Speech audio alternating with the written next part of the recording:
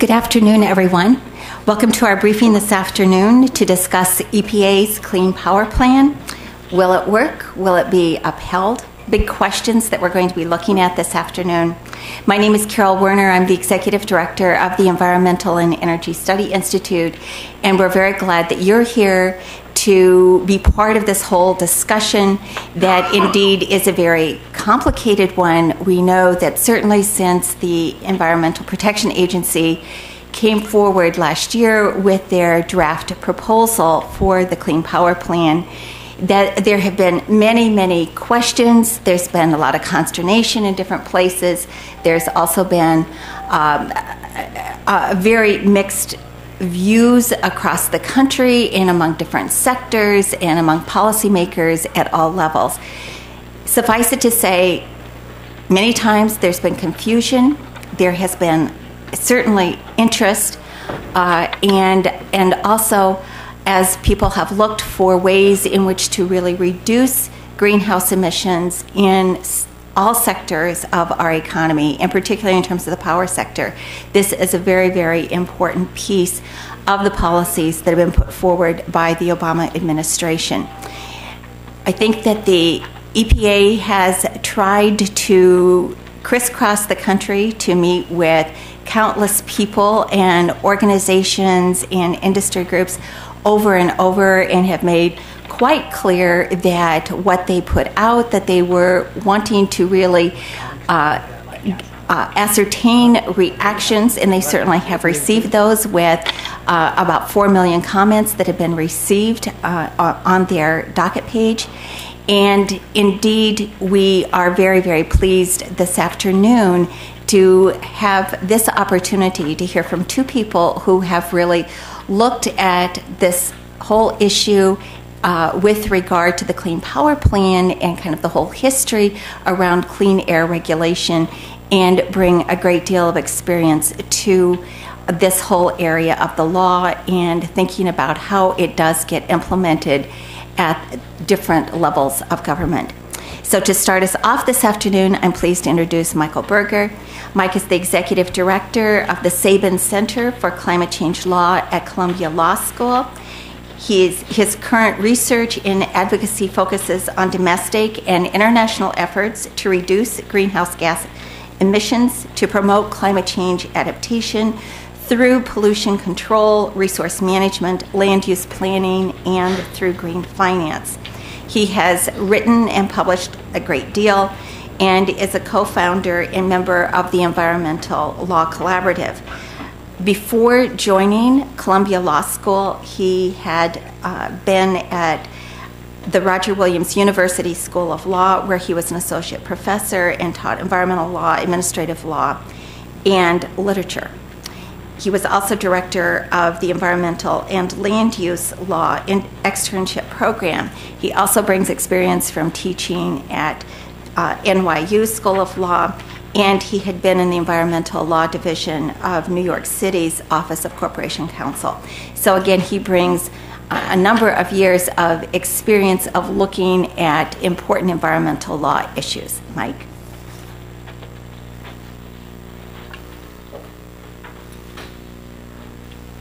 Good afternoon.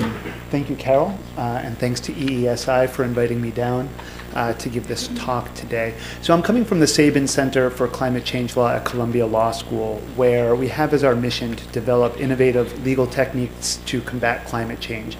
And we do that on both the mitigation and adaptation fronts. And we do this by developing techniques and then training law students and lawyers in their use, and then working with partners in the government, academic, nonprofit, and private sectors to try and implement these approaches to legal innovation. One of the things that we do is we track very closely developments, obviously, in regulation and legislation and the courts, and we've been very closely following EPA's regulation of greenhouse gas emissions through the Clean Air Act and the litigation challenges that have been brought to those regulations. And that's what I'll be talking about today. So I'm going to start off by giving sort of a brief and simplified background on the Clean Air Act, on what EPA has been up to, and on some of the key Supreme Court cases that have touched on EPA regulation. Then turn briefly to the Section 111B, new source performance standards for new sources, and take a little bit more time to talk about Section 111D, which are the new source performance standards for the standards for existing plants, and the legal debate that has surrounded that initiative. So the basic breakdown of the Clean Air Act is that it regulates through a number of different mechanisms, and there are a number of different ways that it breaks out. First of all, it regulates by air pollutant type. Criteria pollutants, which are the National Ambient Air Quality Standard pollutants, hazardous pollutants, or so HAPs under Section 112, and then other pollutants, which are greenhouse gas emissions, among other things. It also regulates differently by source type. So mobile sources are regulated under one title of the Act, and stationary sources are regulated under other titles of the Act. Finally, it matters where you are and whether you're in compliance with national ambient air quality standards in terms of what standards will apply. If you're in an attainment area, one set of standards applies. If you're in a non-attainment area, another set of standards applies. There are a number of shortcomings for the Clean Air Act when it comes to dealing with the climate change problem. It was quite simply not written to address this problem. Looked at most honestly, it was designed to deal with local and regional air quality problems, not global climate change. The numerical thresholds for getting in under certain provisions are far too low to deal with the quantity of emissions that you have when dealing with carbon dioxide. And it's a poor fit with international mechanisms that are currently being constructed. The performance and technology standards have a number of problems as well. But I'll focus on the last note there, which is that they're primarily for pollution sources, right? They don't apply to alternatives to sort of end of the pipe reductions, and they don't address consumption and behavior, consumer behavior. They're designed primarily to address new sources, and there's a limited history and limited ability to deal with emissions from existing sources. Doesn't cover land use, and there are no real funds in the Act to deal with climate change. So turning to the history of greenhouse gas emissions regulation, it all kind of started with a petition to regulate greenhouse gas emissions from motor vehicles back in the early 2000s. And this was brought because Section 202 of the Clean Air Act provides that the administrator shall basically regulate, quote unquote, any air pollutant which in the EPA administrator's judgment causes or contributes to air pollution that endangers the public health. And so there was a petition filed by environmental groups in a number of states to make such an endangerment finding. One of the key issues that wound up arising in the EPA's determination was whether or not carbon dioxide and other greenhouse gas emissions could be considered an air pollutant under the meaning of the Act. So many years after the petition was filed, EPA did respond and decided that it would not, in fact, make such an endangerment finding. It actually decided that it would not make a decision whether to make an endangerment finding. And it gave two reasons. One reason was that greenhouse gas emissions, carbon dioxide, are not air pollutants under the meaning of the Act. And second, that even if it were, they would probably decide to decline to exercise their discretion to make such a judgment, to make an endangerment finding at this time, or at that time. That case wound up going up to the Supreme Court in the Mass versus EPA decision, where the Supreme Court ruled that carbon dioxide is an air pollutant and that EPA does have the authority to regulate, and that the reasons that it gave for not doing so were inadequate. And so they didn't have to regulate greenhouse gas emissions, but they had to go back and make the determination and give a better explanation if they were going to not do so. When they went back and looked at it again and there was a change of administration, lo and behold, EPA decided that there was an endangerment and so moved forward with the finding. What that finding did was trigger everything that has happened since. So on the one hand, you have the motor vehicle rule, where EPA has reduced greenhouse gas emissions through a combined program with NHTSA regarding CAFE standards, which in turn triggers requirements under the new source performance standards, and the PSD, the Prevention of Significant Deterioration program. While this was all going on, there was a separate lawsuit that was filed in the mid-2000s, and that was a common law nuisance claim, where a number of states, the city of New York, and three private land trusts filed a common law nuisance claim against 4 power companies and the Tennessee Valley Authority, saying that their contributions to climate change amounted to a federal common law public nuisance, and asking the courts to impose limitations on their carbon dioxide emissions. So they were actually seeking an injunction to regulate from the courts. By the time it got up to the Supreme Court, some EPA had begun to regulate. They had already regulated motor vehicle emissions, and they were starting to regulate stationary sources as well. And what the Supreme Court ruled in AEP versus Connecticut was that the Clean Air Act and the EPA regulation it authorizes preempted or displaced the federal common law nuisance. So the common law has no role any longer in dealing with direct regulation of greenhouse gas emissions. So we're going to focus now briefly on the PSD program and the regulation of sources under there. So it matters whether you're looking at the which program you're looking at.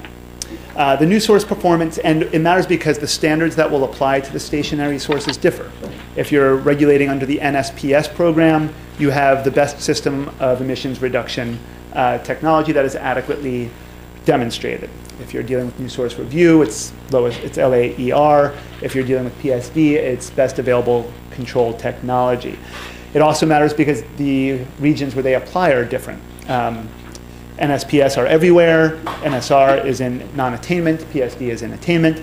The scope also matters. NSPS are the only nationwide standards that you see up here. The others are facility specific.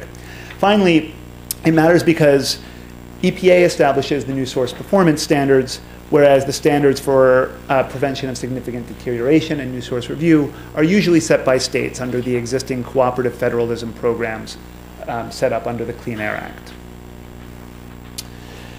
So PSD kicks in because under the regulation, it applies to regulated new source review pollutants, and that includes any pollutant that is otherwise subject to regulation under the Act. But there are these quantitative limits that apply. And the term major, so the PSD provisions only apply to major emitting facilities. And a major emitting facility is one that is defined by the quantity of pollution that emits or has the potential to emit 100 tons per year or 250 tons per year. The problem for climate change, of course, is that the number of sources that meet this threshold are extraordinary.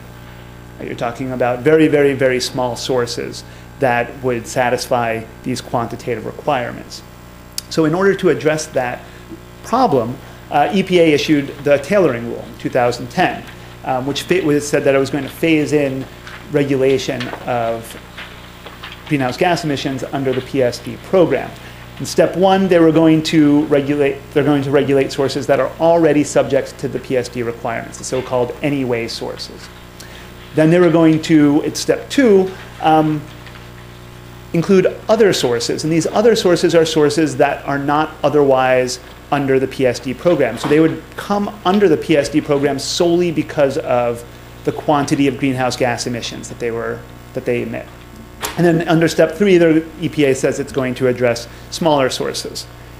So the lawsuit that was brought challenging this tailoring rule, among other things, started off as the Coalition for Responsible Regulation versus EPA. There were actually a large number of lawsuits that were filed, but this is the simplest way to refer to all of them.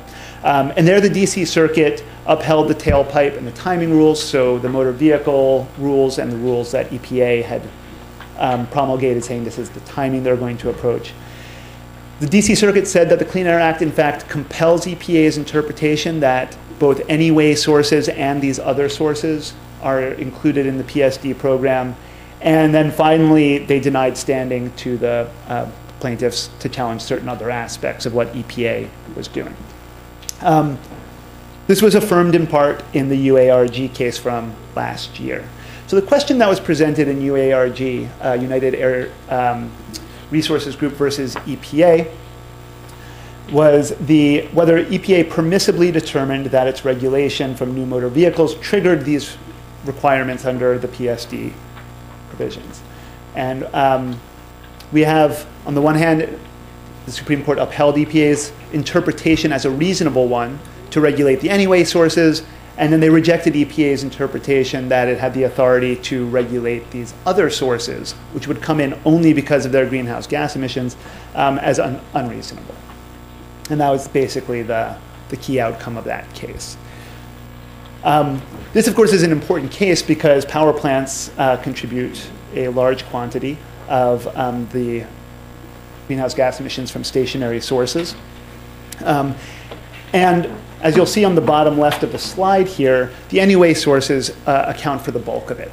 Right? So while there was certainly some mixed responses from the environmental community about this, 83% of the emissions are captured under the Supreme Court's decision in this case. Only 3% are left out. So turning to the new source performance standards on the right side of the slide, this happens under a different section of the Act. So now we're looking at Section 111B of the Act, which says that the administrator shall publish a list and publish regulations for these source categories. What EPA has done so far was they issued a preliminary proposal for new source performance standards for new or modified stationary sources and their greenhouse gas emissions. They revised the proposal. They said that there were going to be separate standards for natural gas and coal-fired plants. Basically, coal-fired plants are going to require carbon capture and sequestration, a technology that has been demonstrated to some degree in several pilot projects that have received federal funding, but has not been necessarily widely disseminated or shown to be economically viable for every power plant. The final rule is expected this summer. And the big question with this rule is anyone building new coal-fired power plants? And the answer simply in this country is no. They're building them elsewhere, but they're not building them here. So it's to the extent that this would require CCS, it's a small universe of facilities that are going to be affected, if any. So there were some early challenges to the rule. As far back as 2012, there was a challenge to a portion of the rule that the DC Circuit rejected as being not right. The decision was not yet final. There was another case filed in Nebraska District Court that made a particular argument that said that the 2005 EP Act basically barred EPA from pegging new source performance standards to CCS because it was not an adequately demonstrated technology. And I expect that we might see that again, but that argument again, but for the time being, the case was kicked out of court, dismissed, because it was not a final rule. So turning finally to Section 111D, which has been the part of all of this that is most in the news and is really the Clean Power Plan that is at issue today. The Section 111D provides that the administrator is going to establish a standard. And it's going to use best system of emissions reduction in order to establish this standard for the states. And then states are going to submit plans similar to that provided by Section 110 in order to come into compliance with this standard. And the similar to Section 110 plans is important because that's the provision, that's the section of the Act that provides for state implementation plans. Right? So Ken is going to talk a bit more about this. The plans, the Section 111D plans, are supposed to be similar to SIPs, but they're not SIPs. And the federal implementation plan that EPA will create under Section 111D is not a Section 110 FIP either. But they're similar. So what's happening here? Well, EPA must act through the states under Section 111D. To that extent, it's very similar to what happens with criteria pollutants under 108, 109, and 110. Right? States have to be given sort of first crack at this. So the schedule, right now, we're on track for summer 2015 final guidelines, a proposed federal implementation plan. States then are supposed to submit their SIPs, or it says SIPs here, but their 111D plans by summer 2016. States will kind of automatically get a 1-year extension, as I understand it, if they request it, and a 2-year extension if they're going to participate in a multi-state plan. And then compliance will actually kick in summer of 2020. So what are the guidelines? Well, the overall goal is nationwide to reduce carbon dioxide emissions from affected sources 30% below the 2005 levels. Each state is allocated its own emission performance goal. Each state has to submit a plan, and EPA will impose a plan where states either refuse to submit or submit a plan that's determined to be inadequate. The basis for the 111D, for the guidelines or the goals that the states are going to have to achieve are these so-called building blocks. And again, Ken will talk, I think, in more detail about these. But the proposed rule relies on 4 so-called building blocks: heat rate improvement at affected units, the substitution of gas-fired for coal-fired plants, substitution of nuclear or renewable generation for carbon-based generation, and then the use of demand-side energy efficiency that reduces generation. So here, EPA is relying, you'll remember earlier on I said that one of the problems is that the Clean Air Act doesn't really address consumer behavior or consumption of energy. Here, EPA is relying on that as a building block to determine what the standard is for the states.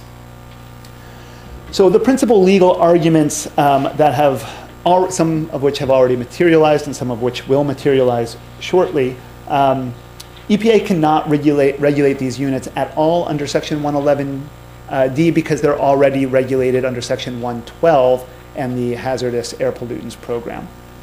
EPA cannot regulate beyond the fence line. That is, they can't require the inclusion of new facilities that are not already included, renewable energy, nuclear energy, and they can't require states to do anything concerning consumption. The BSER, the Best System of Emissions Reduction determination, is unreasonable because it looks at these beyond the fence line measures. And then finally, as a sort of catch-all, EPA is not the energy regulator, and so anything that it says that really pertains to energy is beyond its authority. So there has been one lawsuit that was filed already. There actually is a second, West Virginia versus EPA, that I'm not going to touch on. But the Murray Energy Corporation case was filed in 2014.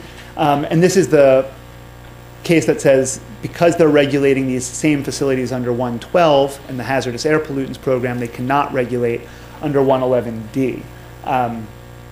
Note that there was an argument last week or the week before on this Michigan versus EPA case where some of these same parties were arguing that the EPA's regulation under Section 112 was improper. So the defense is EPA's action is not final, so this case, like the other cases that I've mentioned so far, was just not, is not properly in court. And then there's a tricky issue of statutory interpretation about this House amendment and this Senate amendment and which one is the proper way to read Section 112. In addition, we have the more popular and more visible arguments that have been set forth by Professor Lawrence Tribe, first as an amicus in the Murray Energy case, and then more publicly in testimony to Congress, in publications, and through Senator Mitch McConnell's reliance on his arguments in his letter to governors, encouraging them to refuse to comply. In essence, there are a few arguments that Professor Tribe makes. One is that the process of creating and developing these state plans and any federal plan violates the 10th Amendment and amounts to an unconstitutional commandeering of state resources. That the burdens on coal plants in particular are unconstitutional or are an unconstitutional taking because they interfere with investment-backed expectations. That the singling out of coal amounts to a violation of the coal plants' due process rights. That the interpretation that EPA has offered expands their authority beyond the statutory authorization, and all of which, for any lawyers in the room, sort of gets bracketed under or under the single umbrella that these raise serious constitutional questions, and so EPA's interpretation has to be determined to be unreasonable and can't be given deference under the Chevron doctrine. Now, there are a number of responses to these arguments, and I'll quickly summarize them here.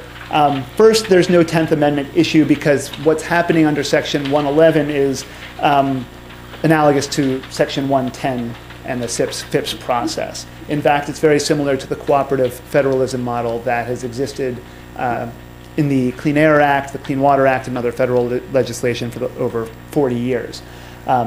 In addition, the Clean Power Plan as proposed does not mandate any specific state action, and in fact preserves state flexibility to use whatever mix of measures the states find appropriate to achieve the given standard. And as I said, this is the same thing that's been done for over 40 years under Section 110. It's not a taking because the power plants still have significant value. I think that the estimate is that power plants will still contribute 30%. I mean that coal plants will still contribute 30% of the nation's energy supply under the Clean Power Plan. And certainly natural gas-fired power plants are not going anywhere. Also, businesses are not insulated from future regulation by the takings clause. If every time there was a new environmental problem that was discovered, the existing polluters were insulated from regulation by takings clause, there would be very little ability to deal with environmental problems. Finally, the interpretation doesn't expand EPA's authority because these existing plants are already under EPA jurisdiction. So very, very briefly, I want to touch on the Just Say No campaign.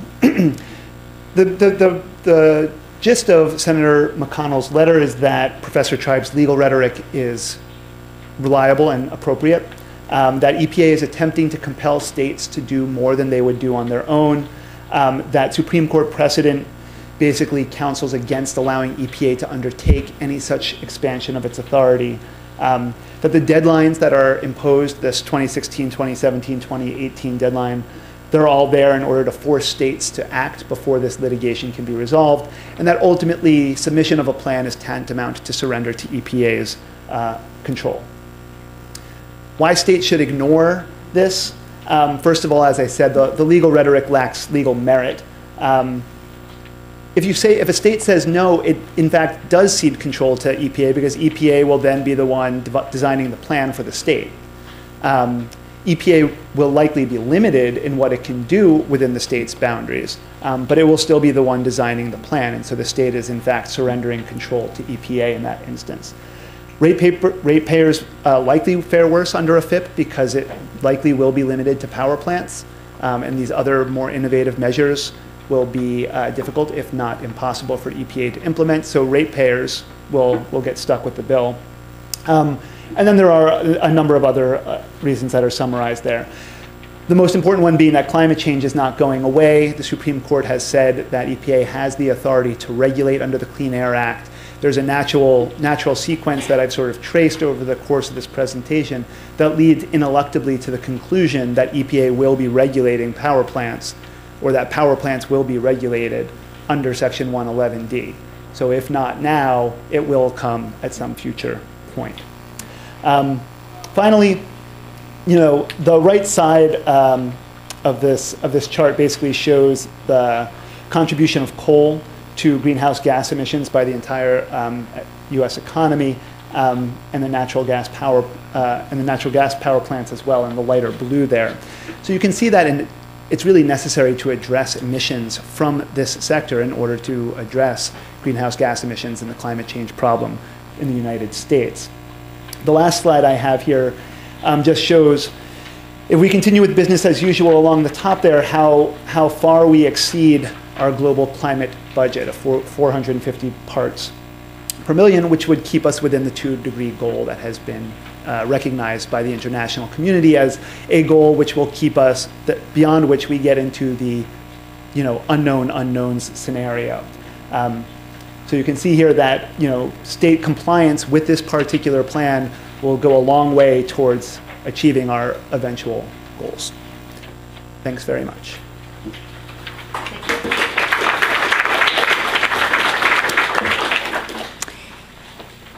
And that was a very impressive tutorial that you just walked us through.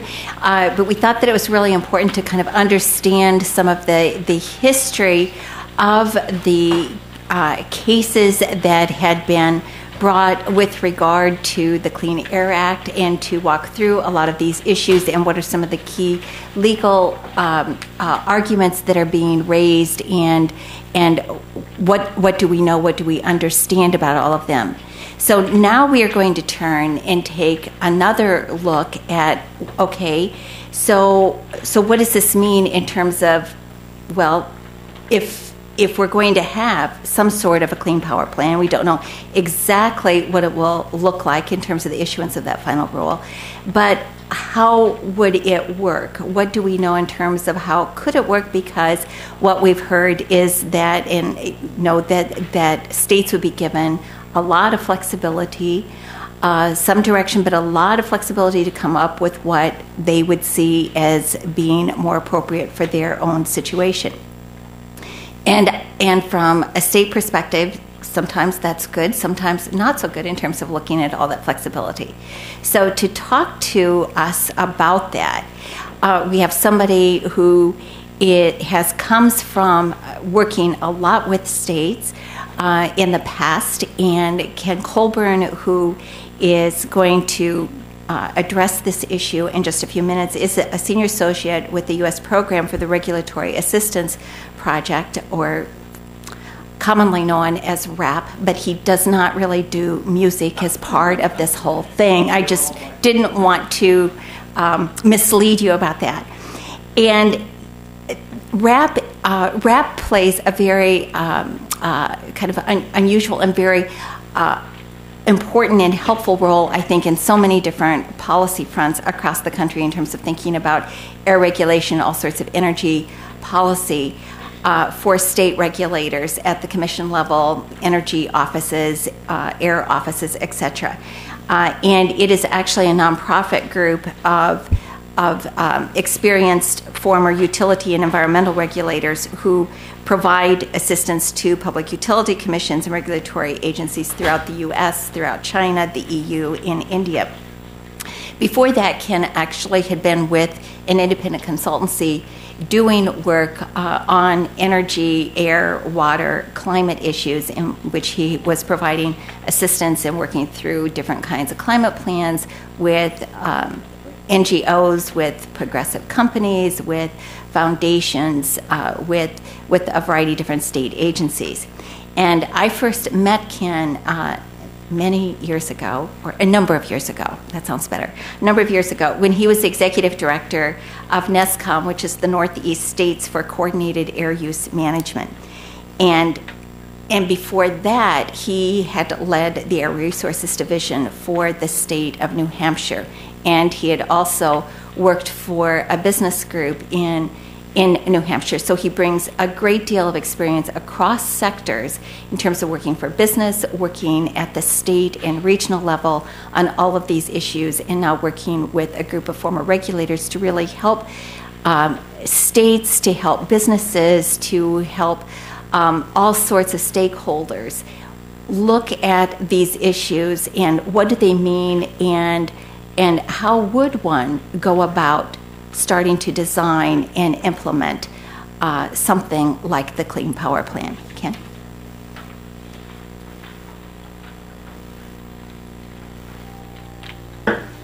Thanks, Carol, and thanks for your kind words. I'm reminded of a time when my position in New Hampshire was a political appointee, and I was nominated by a Republican initially, and he and I were riding up in the elevator one day in the State House, and he was trying to introduce me to another fellow on the elevator, and he couldn't remember, all the lengthy names of these divisions of state agencies, and I interrupted him halfway through. So I'm the state airhead. So that may be the easiest way, and it may also explain some of my remarks as well.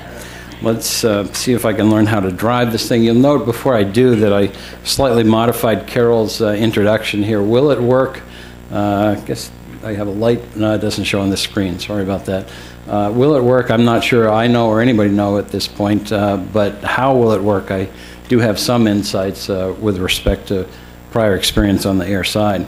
So Carol's already given the introduction. The only thing I would add is that as a group of veteran regulators, mostly PUC and some air guys, I like to frame it as we advise current regulators so they can avoid making the same mistakes we did. We are non-advocacy, so there were not 4,000,001 comments. We did not file comments, and we don't intervene in dockets or in notice and comment proceedings. We just have quiet conversations with existing regulators so they can depend on us rather than figuring they'll see us in an advocacy role around the corner. Carol already gave you my background, so let's turn to what I hope to cover for you today. I want to set aside a bit of the hype and just look at what some of the markets are saying to start with. It's always useful to look at what the markets think about things as a compass.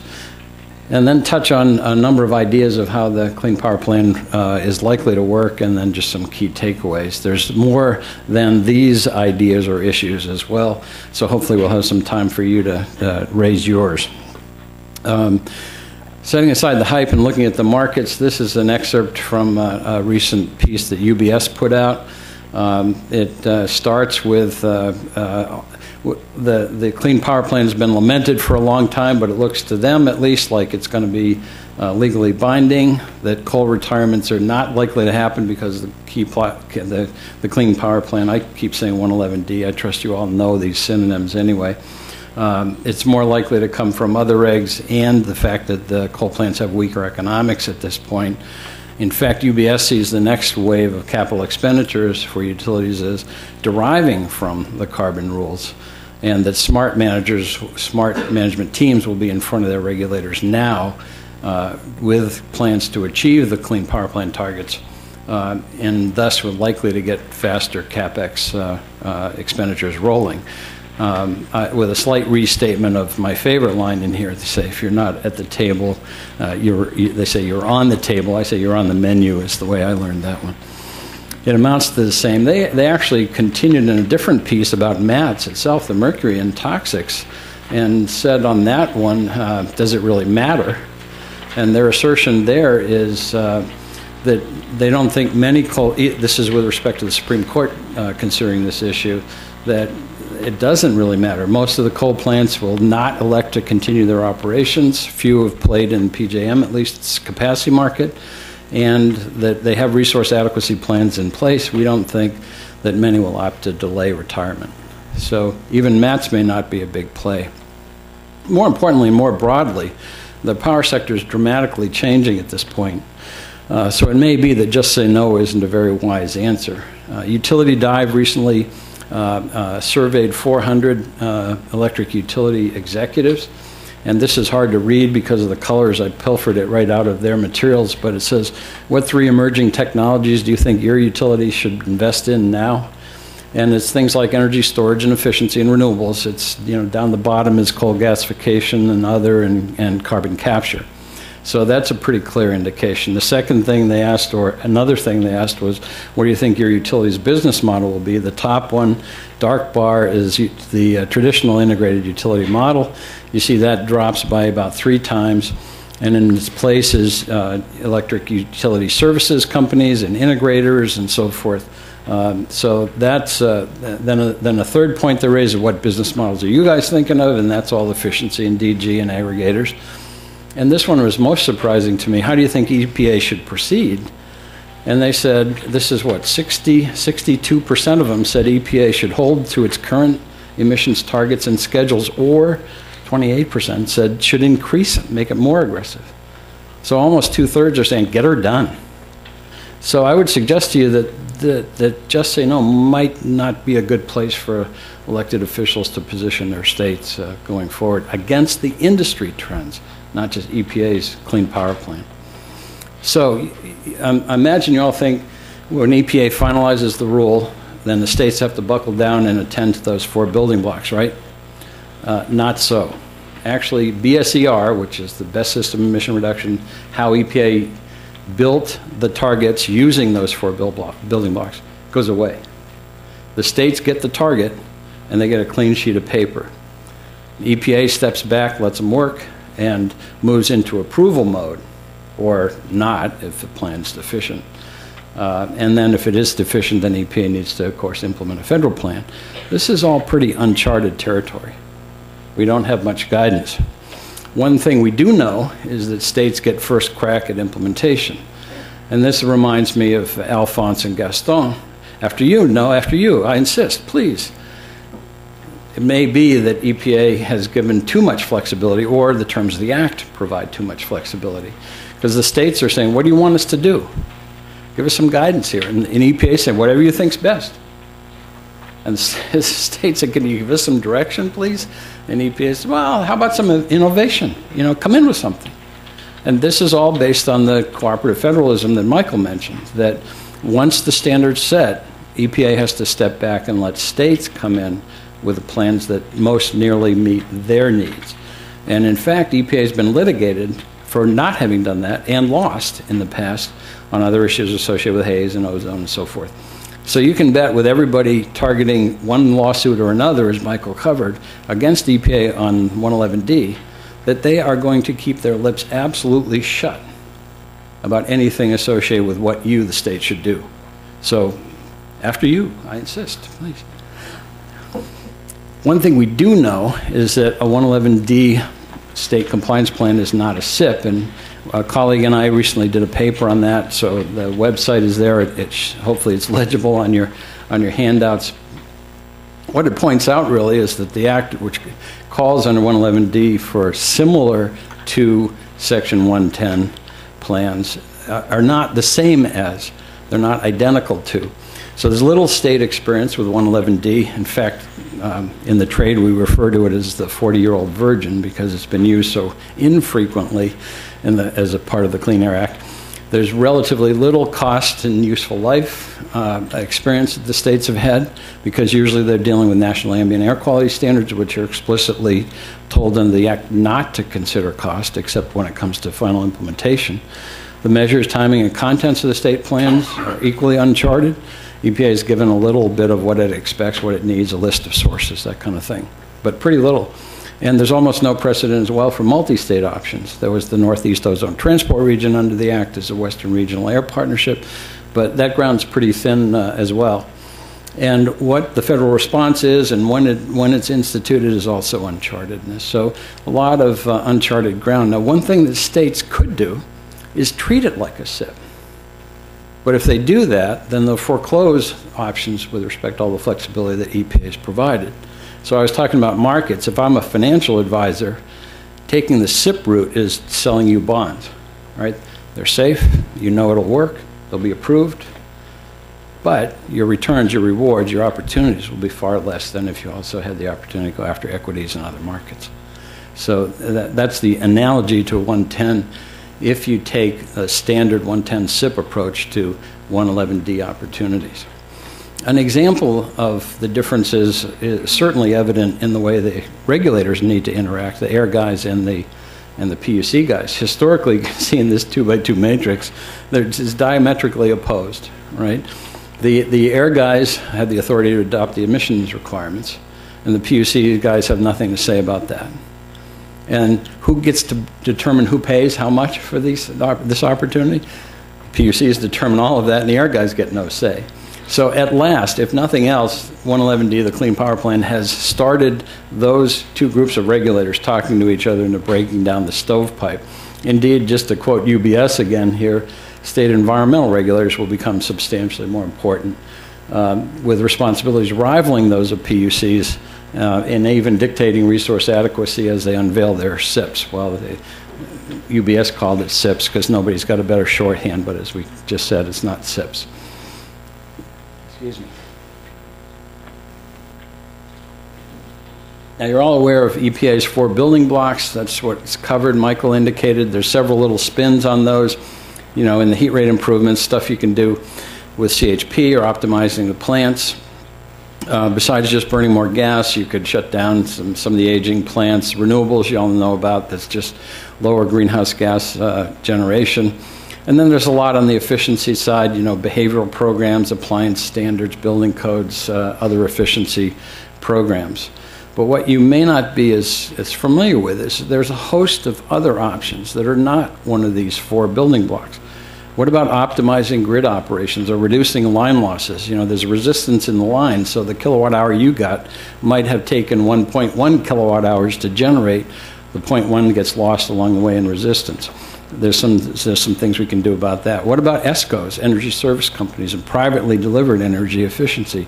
Even the states aren't counting that yet. Are you going to let those tons sit on the table uncounted? I hope not. I hope the states aren't. Encourage clean distributed generation, make changes in capacity markets, states that have them. IRP, utility integrated resource cost planning, lowest cost planning. You could introduce something like a cap and invest program similar to RGGI or something like it. It has a lot of advantages. Or do environmental dispatch, which is non-trivial, or carbon adder, which one major generation and transmission company in the upper Midwest, GRE, Great River, proposed actually. And of course, there's been some talk about carbon taxes re-arising. Indeed, I would call your attention to the fact there isn't just rate-based approaches and mass-based approaches, there's also price-based approaches if a state wants to go that way under its plan, under its Alphonse and Gaston plan. Finally, what about water even? Well, he said, wait a minute, this is electricity, isn't it? But no, Janet McCabe was asked at a NARUC meeting, National Association of Regulatory Utility Commissioners, a year ago, that given in a state like California where 19% of the electrical load is water, production, transportation, and treatment of water, could water conservation measures be considered 111D compliance opportunities? And she answered affirmatively. There's a menu of options that we've been helping the National Association of Clean Air Agencies with, and it'll list 25 of these, and that's coming out later this spring. I think it'll be end of this month, early May, something like that. So I'd call your attention to look for that. So the practical effect of 111D's building blocks is then the conventional wisdom is that states will consider these 4 building blocks and likely do something in each one. Each building block will likely be greater than 0. What I'm suggesting to you is that the actual opportunity is far greater, that there's this other building block or blocks, and that you may indeed have some building blocks that EPA use that you don't use at all. The bottom line is that states can and should think outside of that building block box, and they ought to think in terms, you know, the old saw about better seek forgiveness than ask permission. This is better seek approval than ask permission. An example of that, this is EPA's visualizer. It's what's called a bridge chart, how you get from here to there. And the bar on the left shows their current, or the 2012 emissions rate. The bar on the right shows the target rate, and then the steps in between and how they got them. Building block 1 is the heat rate improvements. And what Texas could do is alleviate the burden on the plants themselves by instead redoubling their energy efficiency efforts. So if you make all those reductions come from a redoubling of energy efficiency, then you don't have to touch the on-site heat rate improvements at the plants. Another thing to be mindful of is let's not be only thinking about generation units. There are a lot of co-benefits that states need to keep in mind as well. In this chart, and I'm sorry I can't point at it because of the screen, but the 2x2 matrix here is air quality benefits up and down, climate benefits right and left. And there are things you can do for air quality, like install scrubbers, that hurt the climate because they have parasitic load, they take energy themselves, so they emit more CO2. And conversely, there's things you can do for the climate, like diesels, that hurt air quality because there's more particulate emissions and whatnot. So the place you want to be is in that upper right corner where the efficiency is.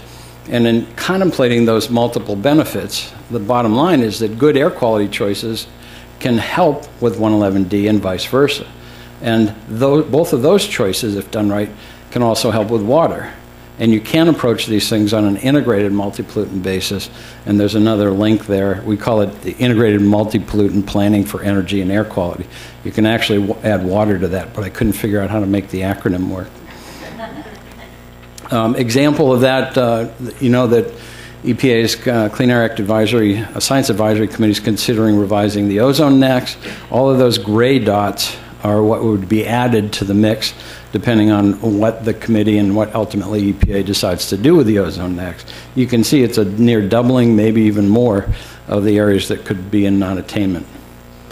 Water is a main critical issue. The black areas here are high stress for water, and as you know, steam electric generating units need steam, which means they need water, and plants have been derated or even shut down due to water temperature and quantity issues before.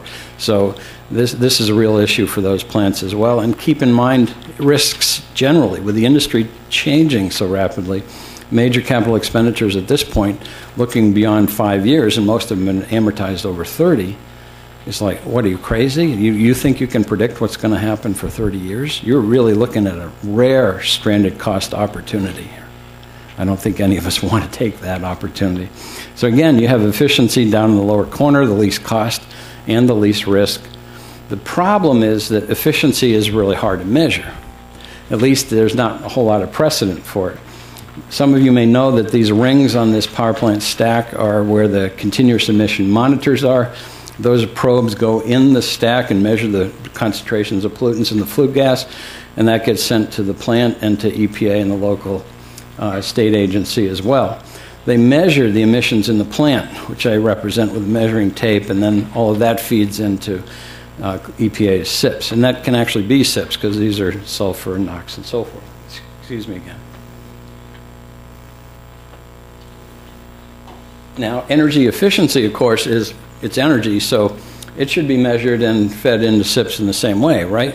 Well, yeah, except like the bulb shows, there's millions of these sources. Nobody knows where they are and when they're on and so forth.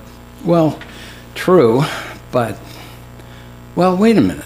EPA also regulates millions of other things. They're called vehicles, and they don't know where they are and when they're run, how they're run either, and yet they use statistical analyses and models and assumptions and penetration figures to work numbers into SIPs.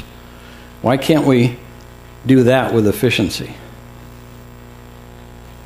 There's some other simple ways too. Many PUCs that have utility-sponsored demand-side management efficiency programs, if a program's been done over and over again, they don't go to quite such a heavy evaluation, measurement, and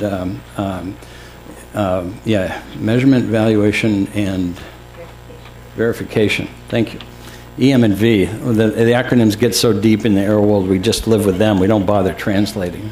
Why can't we have deemed, so what they do in those circumstances, they have deemed reductions. You do this program, you install this many bulbs, we'll deem you as having achieved this much reduction. Why can't, reduction in energy. Why can't we do the same thing with reduction in emissions? There's some assumptions you have to make with that. What was the system average emissions or whatnot? But it can be done. You know, this is a case where you can really let excellent get in the way of the good. There's other things you can do. EPA has what's called the AP42 emission factors, which is sort of a menu, and the better your data, the more credit you get. They could do something similar for energy efficiency, or it has mobile source models. Why can't it create models for efficiency as well? You know, in pops your inputs and out pops your emission reductions. They've even taken some steps in that direction. They haven't just credentialed them yet as qualifiable for 111D plan compliance. And remember, EPA has more flexibility under 111D than they do under 110. Everything isn't scripted in the Act like it is under 110. So they should be able to do this stuff readily. States should also consider joining together with their colleagues in other regions. The larger the market area, of course, we all know, the likely the more cost opportunities exist, so lower costs will be, more compliance opportunities exist, so lower costs will be. It might be wise, for example, to try to align your state partners with your electricity balancing area, your RTO, if you have it, or balancing area, if not. Many states don't want to go jump in bed whole hog with another state or other states. It's complex, it's political, et cetera. But some are, and notably the West, are thinking about, well, couldn't we all just agree on, say, renewable energy, and we'll measure it the same way, we'll track it the same way, we'll count it the same way. Couldn't we do likewise with efficiency? So the Western states are already breaking that trail, and a lot of that infrastructure already exists. As many of you know, there are strong REC markets, renewable energy certificates, which are a commodity used for meeting renewable portfolio standards in the states. That tracking system is already pretty healthy on a national basis, and there's very little that has to be done to make it an efficiency and renewable tracking system. Uh-oh, I'm getting some message. I hope I didn't do that, Mark, Emery. Good, he didn't blow up. Quick. On federal enforceability, something I should raise because that's caused a lot of attention. You know that a lot of folks have said EPA wants to come in, at least in PUC commissioners are quite concerned about EPA coming in and taking over their efficiency programs. I think you all know that vertebrae inside the Beltway here. Could EPA do that? Would EPA do that? Has EPA ever done that? Maybe, and no, and no. What actually happens is EPA determines that you have a deficiency and notifies the state, gives the state the opportunity to correct that deficiency, and then if it doesn't or can't, EPA can implement its federal plan. It doesn't come in and run your plans. Sue Tierney's fond of pointing out when she was Environment Commissioner in Massachusetts, there was a 20-year saga of EPA of the state of Massachusetts not succeeding with its plans, and EPA still didn't come in and put the hammer down and run its programs. And that all, by the way, is what happens under 110. We just said 111 is even more flexible than that. So how likely is it, do you think? Not very. What will the federal plan look like? Another big area of interest? I don't know either. Right? Nobody except maybe somebody inside the agency does. What we do know is that the states will relinquish their Alphonse and Gaston rights. Right? They won't have first crack. And EPA, we also know, is freed from adherence to the building blocks. It used the building blocks to set the target. End of story. I got the target. Now I can do what I want because you said you didn't want to do it. You just said no. Well, that's interesting. EPA is unlikely to do a different plan for every state, right? It's likely to develop a federal plan and implement it in the states. Like maybe, say, a mass-based cap-and-trade system? So could it be that EPA is being accused of wanting to do a mass-based cap-and-trade system and just say no states would drive it toward that outcome? That might be a backfire that the forces suggesting just say no might not have anticipated. There's numerous other issues. What's going to happen to the glide path, treatment of nuclear units, treatment of renewables and efficiency, baseline, safety valves. We could talk about those if they're of interest, but I don't want to do so alone. But don't, whatever you do, expect that all the answers will occur, be clear in the final rule. EPA is trying to do this on a schedule. You all know the reasons for that are multiple. No one's ever done it before. There will be plenty of questions after EPA issues the final rule. So the key takeaways for you: recognize that 111D is not a SIP, right? Everybody repeat after me, not a SIP. Leave this room saying not a SIP. That's your new mantra. Think outside the building blocks. Help your states think integrated in terms of these multiple benefits so they don't come back at you with ozone and come back at you with PM. You get it all at once. Think regional. Think least cost. You notice in these discussions, not a whole lot of people are thinking least cost. There are opportunities for lower cost options, mostly efficiency. And then finally, to just paraphrase JFK, don't ask EPA what it needs to be, right? Ask what you want it to be and submit that. So thanks very much. I hope we have a good dialogue from here.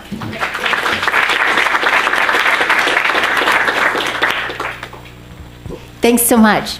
Well, we've had two great presentations in terms of looking at so many of the issues around 111B and D under the Clean Power Plan. And let's open it up for any questions or comments that you may have. Take advantage of having these guys here. Okay? And please identify yourself. Okay. I'm Ivy May with the Virginia chapter of the Sierra Club. Mr. Berg, you mentioned that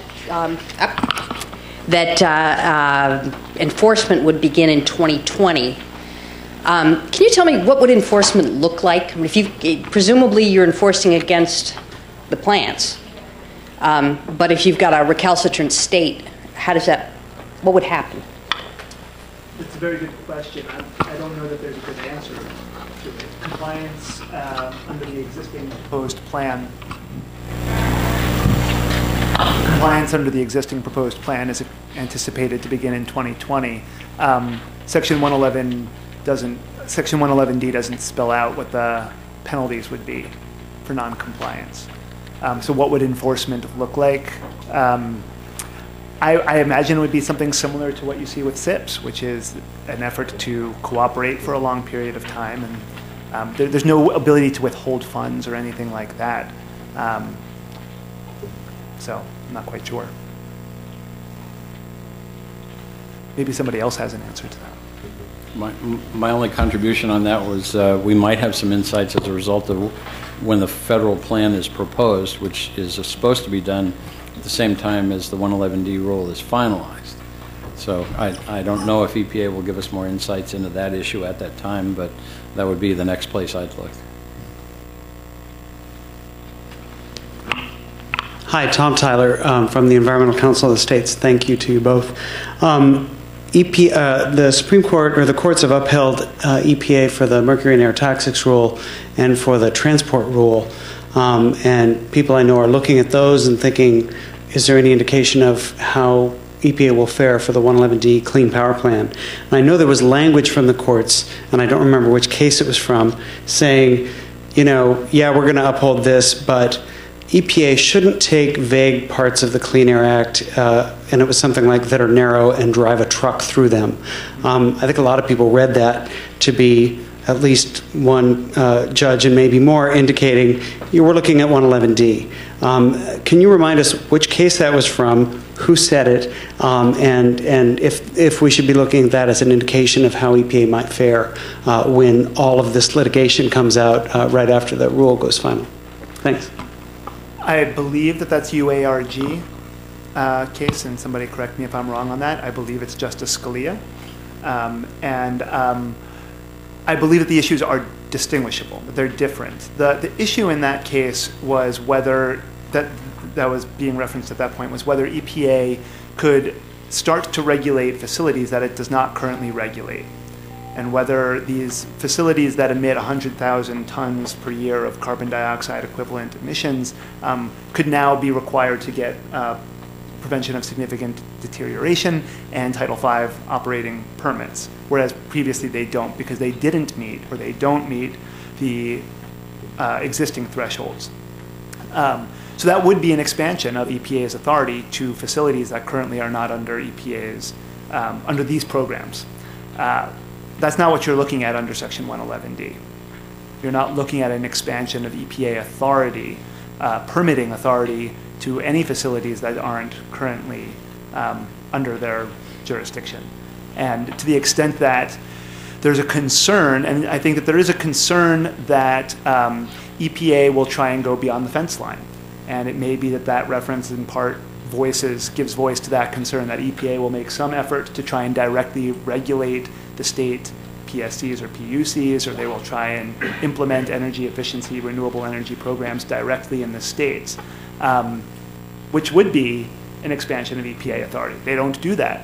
I myself believe that EPA is well aware that that would raise legal problems, so I don't see that as particularly likely. But.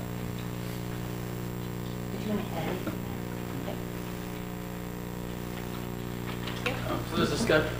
Thanks. Sean Kimmel with Congressman Dan Lipinski's office. So there's some discussion about the amount of flexibility that's been offered to the states and how that's an opportunity but also a challenge. Can you discuss the resources that will be available to states to help them in making those decisions? Well, I think that's another unanswered question. I think that EPA has indicated that they are preparing to have some kind of fund, which, if not directly targeted for that purpose, is only slightly circuitous to be helpful in that regard. But I'm really not on the front lines of the financial side of that. So I think they're aware of it. I think ideally they will be doing the kind of modeling that will assist and be pretty generalizable for states. But certainly they have to get past this final first. One of the problems is that 111D, what it does contain statutorily is pretty thin, as I indicated, because the rest is left flexible. But what it does contain is some reasonably tight time frames. the state air directors are used to submitting SIPs over 2 and 3 and 4 year periods, and 111D calls for a 1 year period, which EPA stretched if you worked with other states to a 2 year period and figured out some waiver or some emergency provision that could have a 3rd year extension. But that's not just EPA's imaginings, that's actually part of 111D. So they're aware of it. I trust that they'll work on it, but I actually don't know specifically how. Sorry.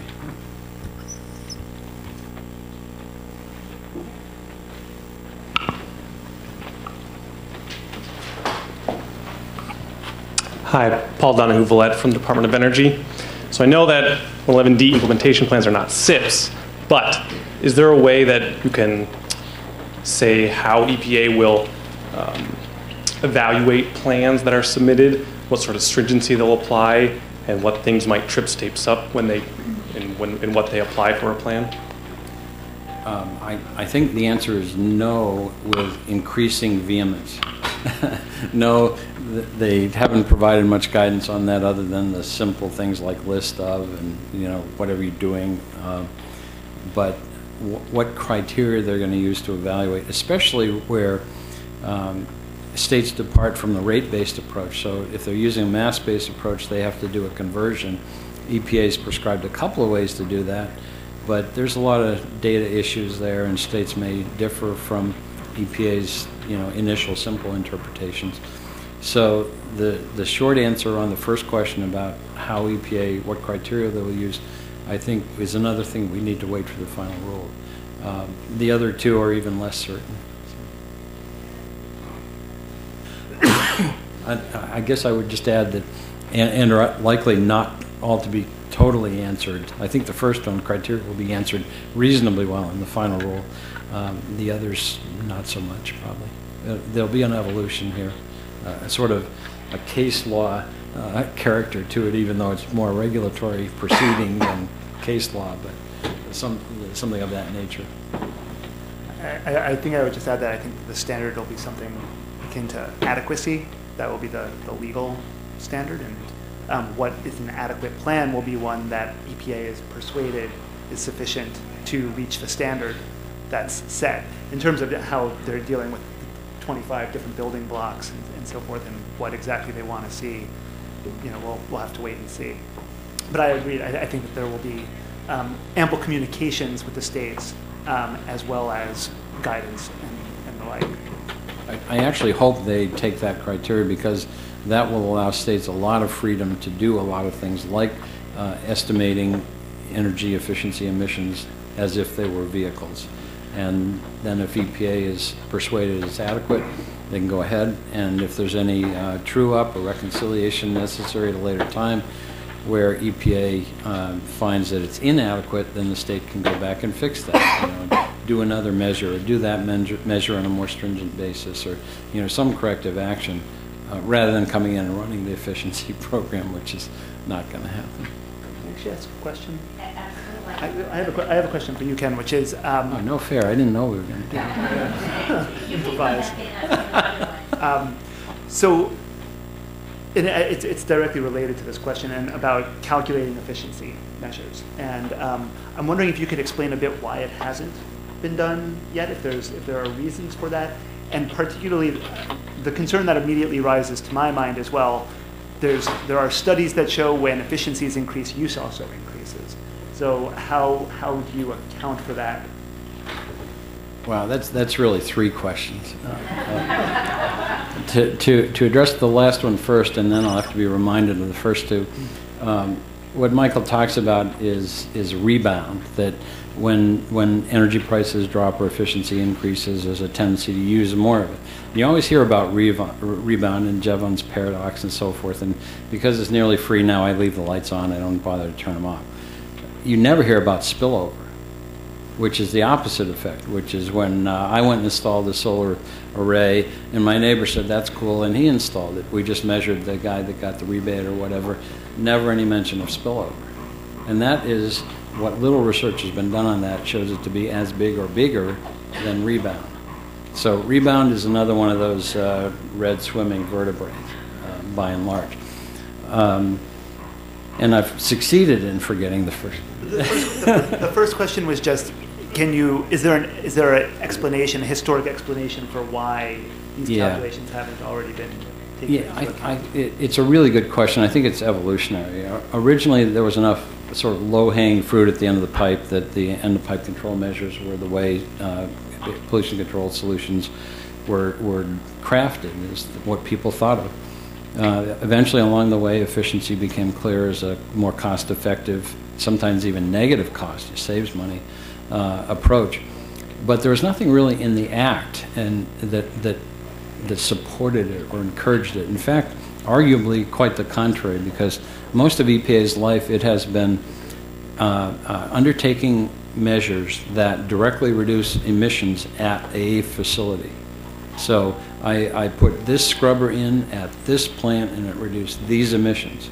That's a much harder trail to leave the breadcrumbs along the path for efficiency, because I reduce I reduce my energy use, so the electric plant nearby reduced their generation, right? Well, maybe not. It might have been a different plant, or it might have even been a plant in a different state. And now it's not even under the same jurisdiction. And how are we going to track that? Because we can't track the electrons. Okay, now we really got a problem. Best we just ignore it and not do efficiency.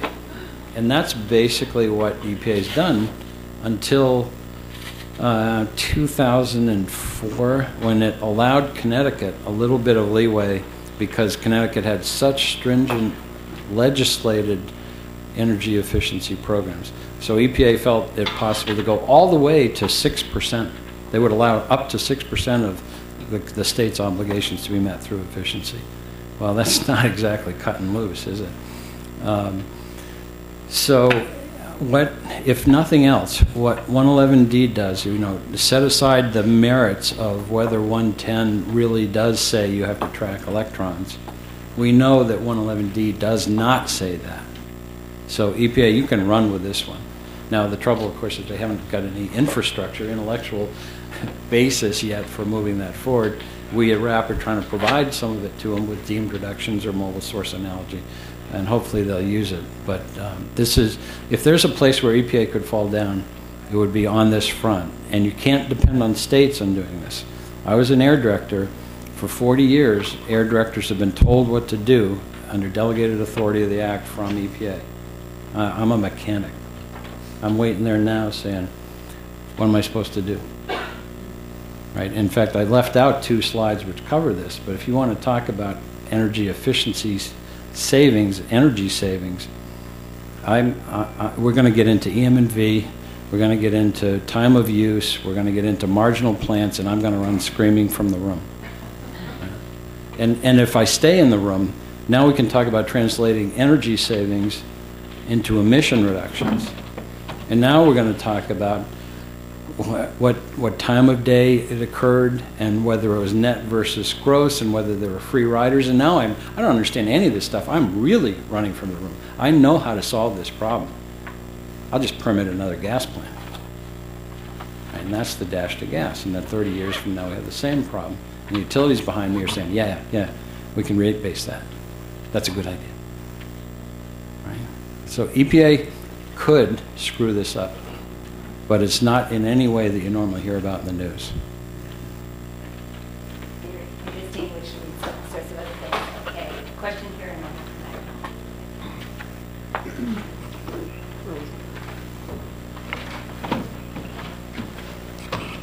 Thank you. Terry Hill with the Passive House Institute. And in your slide, but many other technologies and policy options exist.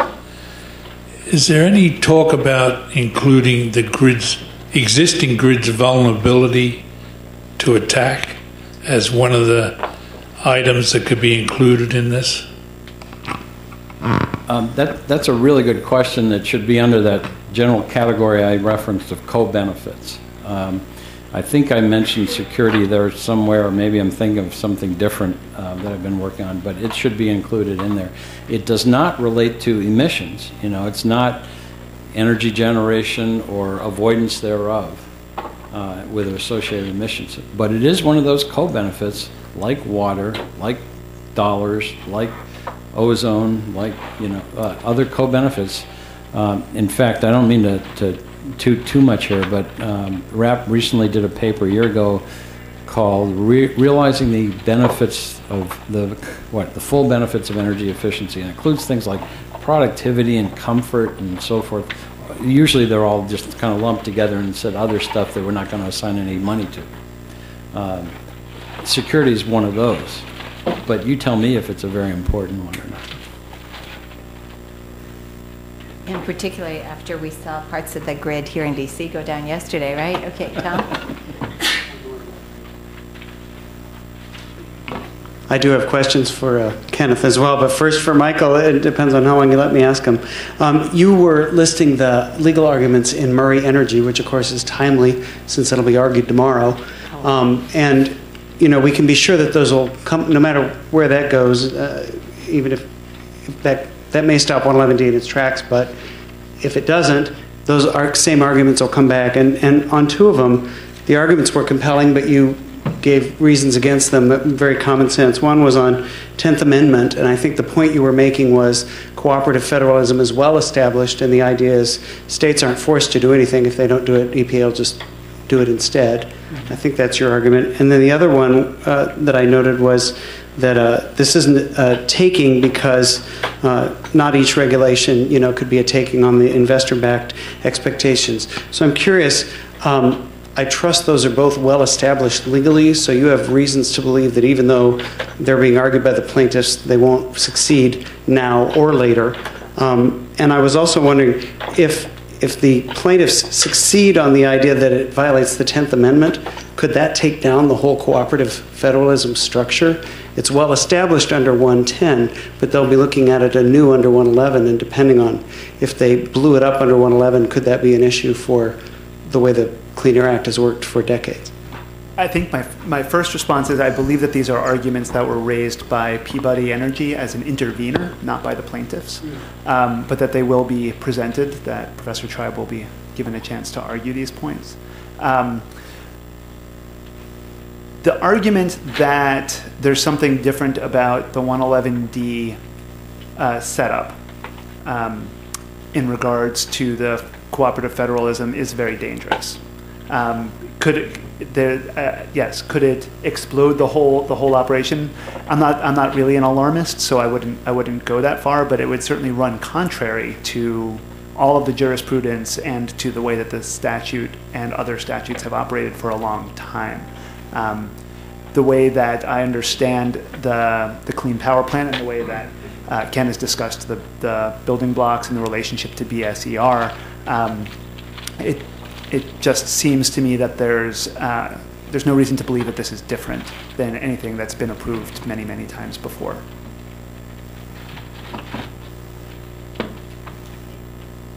Question in the back. It's actually not a question, it's a response to that gentleman. Robert Meltz with the Congressional Research Service. It's quite true that historically the mechanisms that have always been described as cooperative federalism have not been susceptible to 10th Amendment challenge. The Supreme Court decision in New York versus the United States is the main one.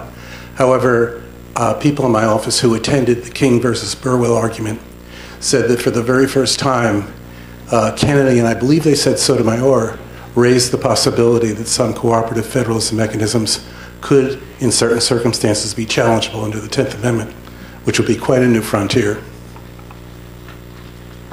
Great. Thank you very, very much for your comment. Okay. Other questions or comments in the back? Hi, I'm with the Heinrich Böll Foundation. I'm wondering how the quadrennial energy review will affect the implementation of the Clean Power Plan, or if it will. I could almost do carte blanche with I don't know for most of these questions, couldn't I? And this would be another one. I don't think too much. I think ultimately DOE, and perhaps our colleagues here from DOE could elaborate, but my understanding is that it's focused this initial quadrennial energy review on transmission infrastructure, or more upstream kinds of elements that would have less direct relationship to generating units, though obviously it's important for a number of reasons, renewable penetration and so forth. So I don't want to suggest that there'd be no relationship, but I think it'll, it's a first waffle too, so it probably won't have sunk in as much as it might, or be as developed with future focus areas of future quadrennial reviews that would be more helpful to the states in implementation. I think that'll all happen with time. Let's face it, this is, what we've seen, 3 or 4 revision of the ozone NACs, a couple of revisions of particulate matter NACs.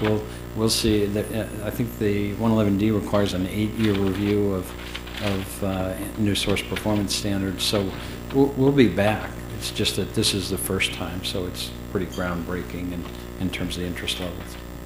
Do you have any insight, Mike? No, I have nothing to add to that. Does anybody else here have any comment with regard to the quadrennial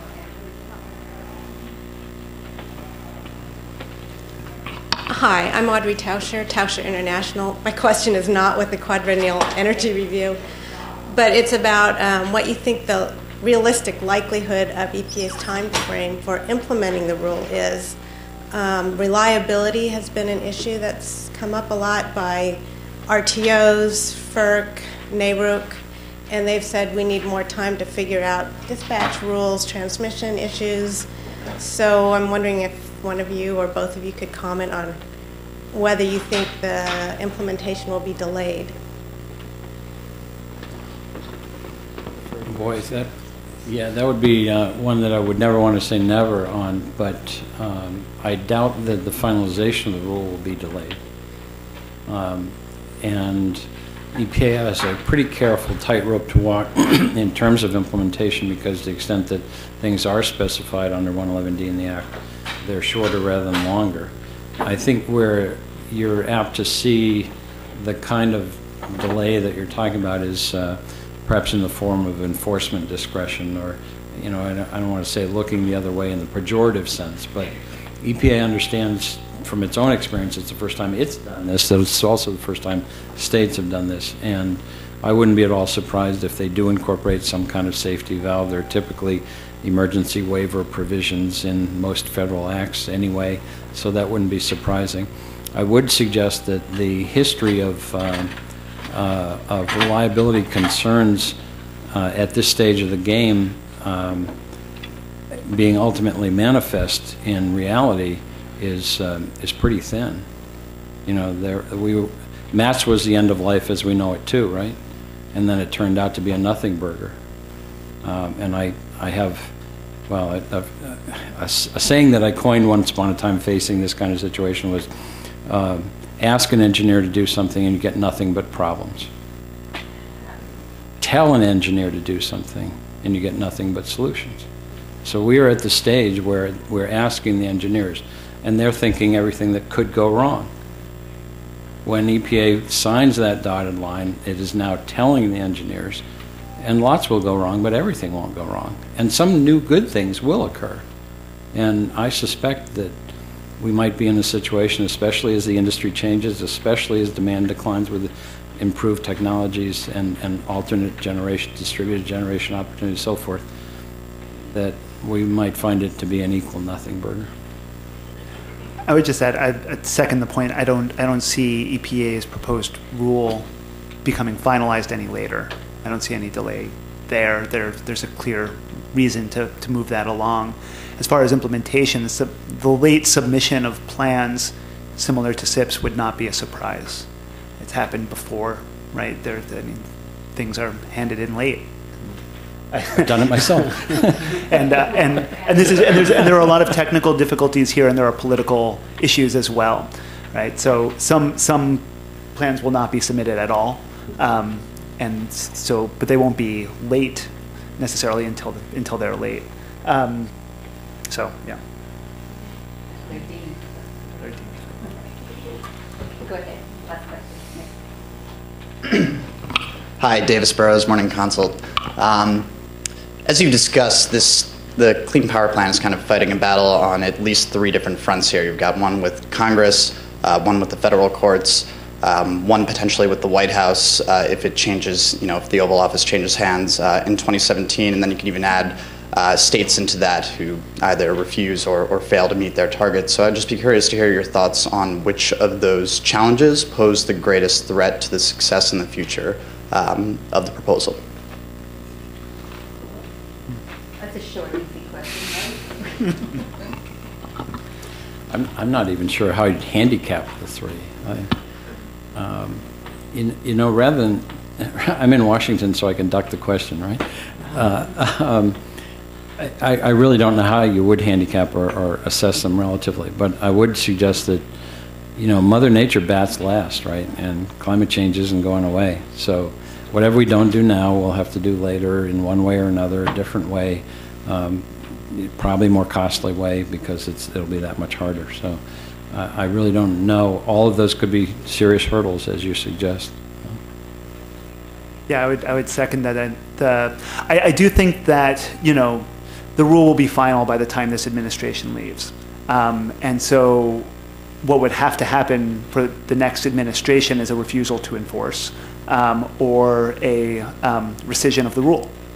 And they would have to go through notice and comment, and that would be a big hullabaloo. And that has happened, of course, but it's not the common practice to rescind existing rules. So I think that I would handicap that one as a little bit less likely than the others. The federal courts, there are some legal vulnerabilities, I think, in the way that EPA has gone about it, but I think it's fully defensible and likely to win. Otherwise, who knows? That sounds like a good final word. And I just wanted to let you all know that we are hoping to do a series looking at the Clean Power Plan and to take a look at what some states are looking at in terms of approaches, kinds of things that Ken was talking about, how much are states really looking at that, to also look at what a variety of businesses are doing that are also talking about opportunities and how they see that and how they are attempting to move. And so we would welcome your suggestions in terms of things that you would like to see us bring forward in these sessions. Also want to mention that on April 21st, we are going to be hosting with WIRES a whole day-long session on transmission that will be getting into grid optimization issues, looking at different security issues, looking at 111D, and the interplay of renewables in terms of the grid and how that affects all of this as well. So I hope that you'll be interested in participating in that, because that will get into some of the issues that were raised here as well. And of course, we welcome you to continue this whole conversation online.